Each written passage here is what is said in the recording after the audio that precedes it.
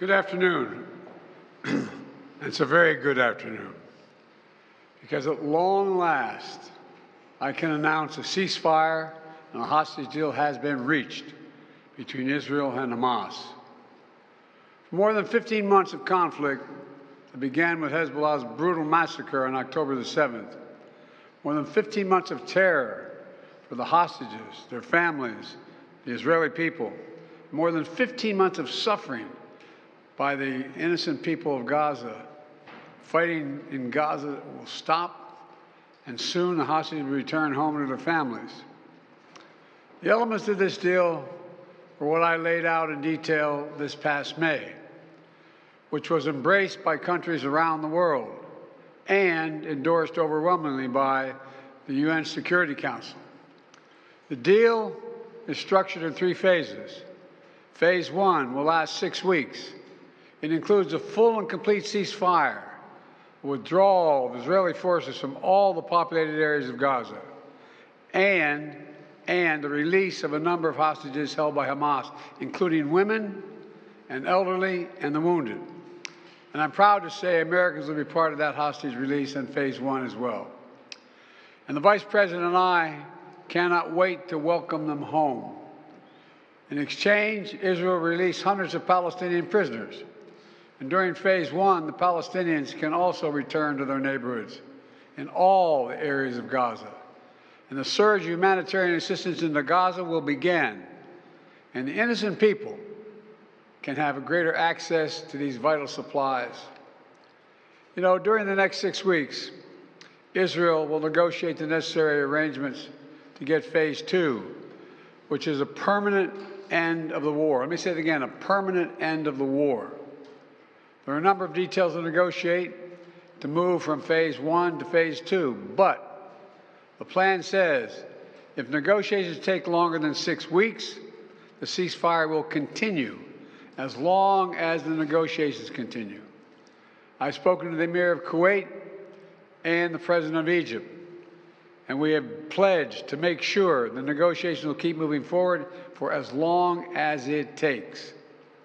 Then, when Phase 2 begins, there will be an exchange for release of the remaining living hostages, including male soldiers, and all remaining Israeli forces will be withdrawn from Gaza, and the temporary ceasefire will become permanent. And finally, Phase 3, any final remains of hostages who have been killed will be returned to their families, and a major reconstruction plan for Gaza will begin.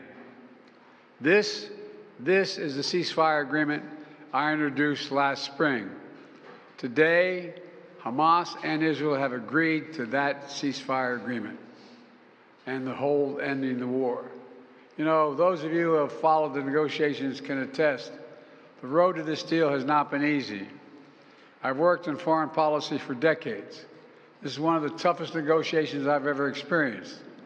And we reached this point because of the pressure that Israel built on Hamas, backed by the United States. Hamas's longtime leader, Sinwar, was killed. Hamas's strongest supporter, Iran, launched attacks on Israel. And those attacks failed after my administration organized a coalition of nations to stop them. And after I ordered the U.S. ships and planes to come to Israel's defense, we also shaped Israel's strong and calibrated response, destroying Iran's air defenses, but avoiding an escalatory cycle of an all-out war. The United States also organized a coalition of 20 countries to stand up to attacks by the Houthis, including their missile attacks in Israel. Then Hezbollah, another of Hamas's strongest backers, was significantly weakened on the battlefield, and its leadership was destroyed. With our support, Israel negotiated a ceasefire with them, and after that, Lebanon finally elected a new president who's not beholden to Hezbollah, and he can begin a new chapter for the Lebanese people. All told, these developments in the region, which the United States helped to shape, changed the equation. And so now, the terror network that once protected and sustained Hamas is far weaker. Iran is weaker. Iran is weaker than it's been in decades. Hezbollah is badly degraded, and after more than 15 months of war, Hamas's senior leaders are dead. Thousands of Hamas fighters are dead, and the military formations have been destroyed. With nowhere to turn, Hamas finally agreed to releasing hostages. You know, there was no other way for this war to end than with a hostage deal. And I'm deeply satisfied this day has finally come, for the sake of the people of Israel and the families waiting in agony, and for the sake of the innocent people in Gaza who suffered unimaginable devastation because of the war. The Palestinian people have gone through hell. Too many innocent people have died. Too many communities have been destroyed. In this deal, the people of Gaza can finally recover and rebuild. They can look to a future without Hamas in power. You know, the Bible says, "Blessed are the peacemakers." Many peacemakers helped make this deal happen, including an extraordinary team of American diplomats who have worked nonstop for months to get this done. Secretary Blinken led the effort. Secretary Jake Sullivan, National Security Advisor Jake Sullivan, Bill Burns, John Feiner, Brett McGurk, Amos Hochstein, and the Vice President worked relentlessly as we work to deliver this deal. I'd also note this deal was developed and negotiated under my administration, but its terms will be implemented, for the most part, by the next administration. In these past few days, we've been speaking as one team. This has been a time of real turmoil in the Middle East. But as I prepare to leave office, our friends are strong, our enemies are weak, and there's a genuine opportunities for a new future. In Lebanon, there's an opportunity for a future, free from the grip of Hezbollah. In Syria, a future free from the tyranny of Assad. And for the Palestinian people, a credible pathway to a state of their own. And for the region, a future of normalization, integration of Israel and all its Arab neighbors, including Saudi Arabia.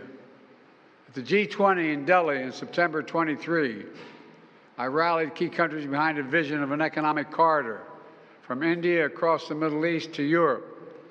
That vision can now become a reality.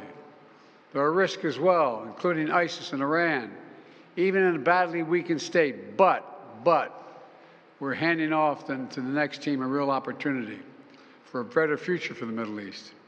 I hope they will take it. Let me close with this.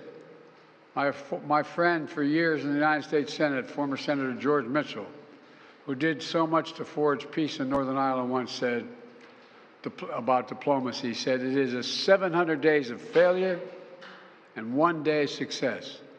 700 days of failure and 1 day of success. Well, we've had many difficult days since Hamas began its terrible war. We've encountered roadblocks and setbacks. We've not given up. And now, after more than 400 days of struggle, a day of success has arrived. God bless all the hostages and their families. May God protect the troops of all those who work for peace.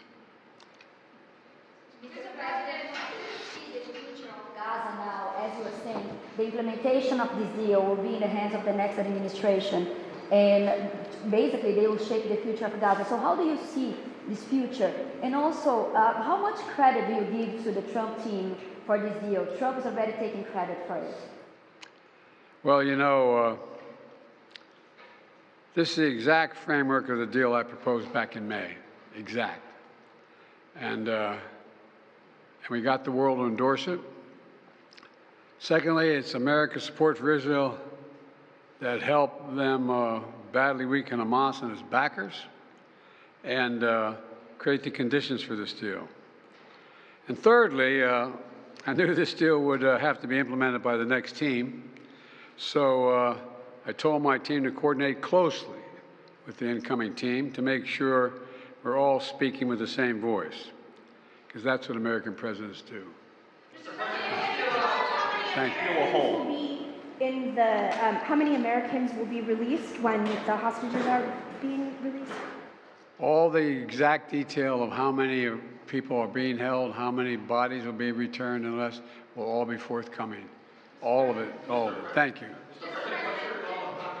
Deal will hold. I'm confident. Thank you. Who takes credit for this, Mr. President, you or Trump? Is that a joke? Oh, thank you.